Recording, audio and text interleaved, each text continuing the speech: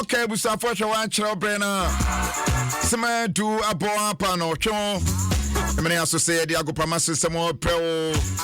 Baby a wo bia kan ho. E wa Adom 106.3 FM wo Facebook. Sports Page 1 mrena suno. Bachoko Facebook and we answer be like it. Na wasan share na ni eka nyina watro ediaguo emre bi atwa mo betro bi agese nkrata asope se wi ase asesa o se wi asesa na so asan ho bi asidan koma menu akwasi manfo Agyakwa 05 the reigning Acheampong star Bernard Paddy Boche Eric Asidubody, Alice Cobina Stone, Professor Ike Wallace, Kwajo Mensa Moshosho, Andy Kwakuobi, Maestro, no Yaounde in Cameroon. Enoch Menu Kansa, Eke Sergio Manucho, and Rafael Manyake writer. In Mami Filippo Tio, AK 47, Wopoin Chidom Sronko, Apoin. Any of the Sports Page 1 at day bro. Number one. Abu Safwan and someone at Torso. Hey, Afcon or cards in a Torso. So far, how many red cards in a PMO? So, what did the top previous 4 Afcons are? Afcon, you know, cards in a flow, papa. VAR, no. CAF President Akasa. Afa Stampede any COVID-19 Acheampong players in bidon ya poa no sronko e de pro African Cup news mo nsamba community bi so many prema ofie de ni nyina be pro merendi Immortal Agyakwa Acheampong mini apia Mavis dear jobo lady Vesdel papa bi ene e den sem ne brass dan koma boafo awomo ebo echidom shronko men na no pay at the page 1 ebre wo bet you for the love of the game all takase ni nyina ho na benya no ene nipa wakwadere mu pa wo fie ha eye DJ Awana no wo ka bet we asema ho kra bedwuru se nanu ya wo hyase ene wo ka bet we na chese bibi wo bet we mu enu nti ena mekanfo edema bet you for the love of the game MTN also download my MTN app ewo Play Store so ne App Store so na to data na fatua bibia wuye bia transactions bia wuye bia the easiest way network papa emu enye kroche utu kwan kra na emu da ho pen a utimi ede ye course nyina de ko ba bibia MTN everywhere you go and for sponsor efa or the F-Pack any BX tablet and abedra so yare ya enunti na make am for the amount sabri bia make sure say wo bi ehye wo bag mu na bottom a wo de nam se ne be ya upoli ana bibia na wetimi eyusu ansana wetimi akwakohu wo doctor first aid de enwuhia papa so bia be protect ho with it enunti na sponsor efa or the F-Pack any BX tablet abedra maso so ka beti mota wo say den the best bet for sports betting. Best bets for sports betting. It's not just say Immortal should there was soccer bet there. Woni size cry. Wah and woni Agyakwa 05. Womutra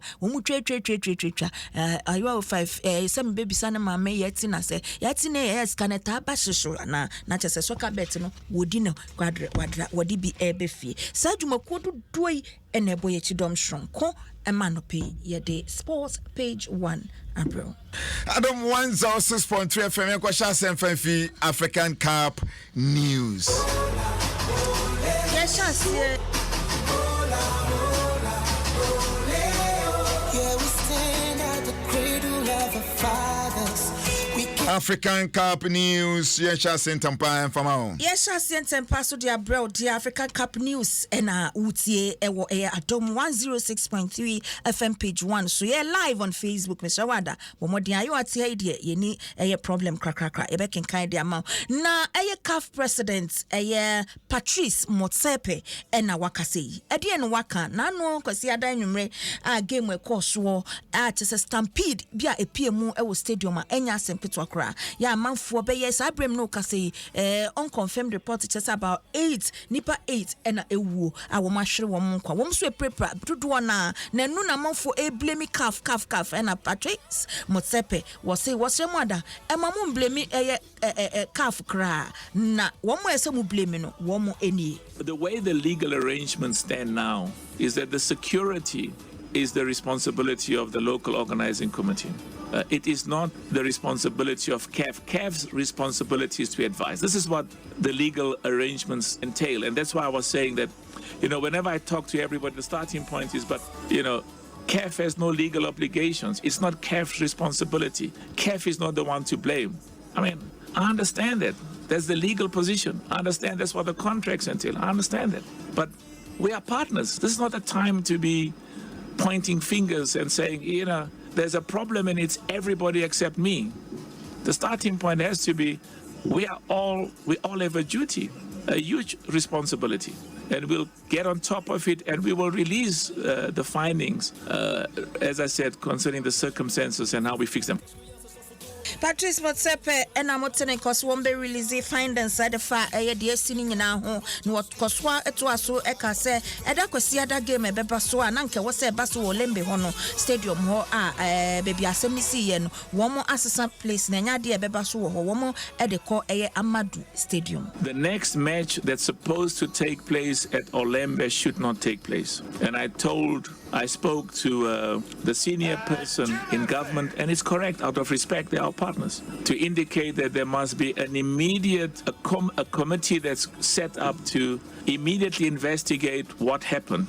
And in that context, to find out who was supposed to do what and who did not do and perform their responsibilities. We want that report by Friday. But as I said, the game that is scheduled for Olembe Stadium on Sunday is not going to take place. And as I said, out of respect to our partners and governments, it's going to take place at Amadou Ahidjo, which is here in Yaoundé. And there will be other changes that will be made. But I need to overemphasize. CAF President Patrice Motsepe and Amoten and Canon Cracker Mono, what you na yebison so. Na vaccination Honsensem and a COVID Honsensem yebiso. I say, and but yes, when you're COVID into a month, none day, a beer and I affect Comoros for ya, one more keeper crano, outside player and a quademu. Na say, and I Honsem, it's here watching. Unilep will tell you it's world class. They are responsible for the top football confederations and clubs in the world, and that's why we brought them, so that there could be no argument of these tests. We gave it to an independent party organization, in which the SG correctly said really they are amongst the best in the world. And let me say something else. You know what is weird? Some of the highest, because the players, when they land here, every player when you land here you get a test, and it's weird, but many of the positive tests, which resulted in some of the best players in the world not playing, is because they were in some parts outside Africa, and they came here with a high amount of COVID, being COVID positive, and Unilab picked it up, and of course some of them said correctly, no, there's something wrong with this test because it comes from this wonderful country, there's no COVID, and we said, and then there's an issue. Do you have another test? So I'm just saying that we actually found that in terms of the test, the results that we had initially, that those who came from, I don't want to mention where it was, had many of the nations went there, had a high degree, and those who came from other parts of Africa, in fact, were very negative. CAF President Patrice Motsepe and Amoten and Kan. Adom 106.3 FM, Ghana's number one radio station. Manchester Tokano Ebini Seneca Pomo Martin Acheampong Pomo Tuzio Sansona Morocco so Malawi Pono 2-1. Now Kwame Malawi first goal no. You know your team papa Sana Morocco bete kanama.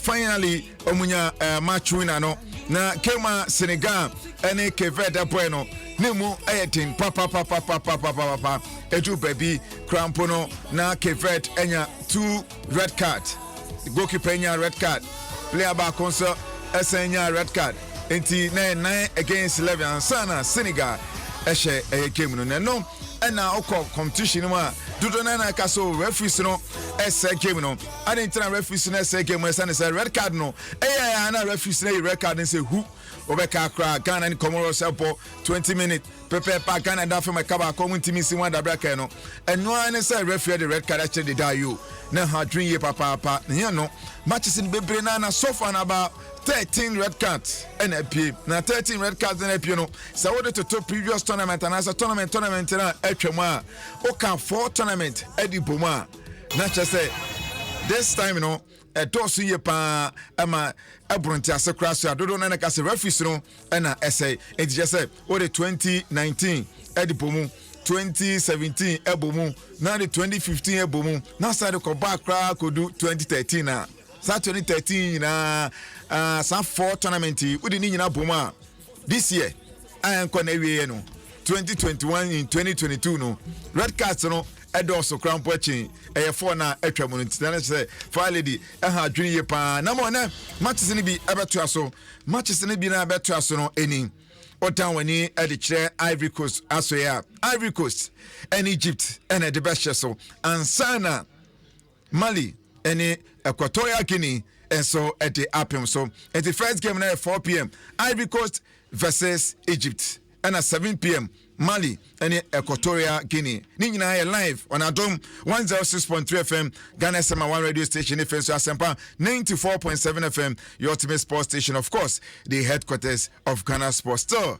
African Cup News. African Cup News I debre wona boafo a wo boy Chidom Shonko na Electroland Ghana Limited or say your home of electronics and appliances. Na te say we here electrical appliances papa dia ne boda feme papa dia all brands Tigo Samsung Media ni nyina wo mu ewo bi ewo Electroland Ghana Limited ko wo ma so e mbe boa Samsung or say it's our passion, it's our game. Samsung for dia wo mani agudie no ho ti no wo ma ka wo mo tuma abeboy ntuma no a yede insem no ebro Continental Africa connecting the world opeso to kwan kwa brochire Amanor ne na akoye adwuma ana wo ko for tourism purpose ana de na apesa wo koye Continental Africa for wo mo ji usika kitwa bi no wo aboa visa nsem ne bibie mu no wo mo de wo akokama DBS roofing papa efie DBS roofing industries wo mo ebom homoden sunkopa ama che say roofing de mo amusida manonefo ene mo amwoga na hanyina no usida dia eno ena mekanfo ede amabomoden akoma kache na kwaje wo mo roofing sheet ni bi na bibia enkonka efama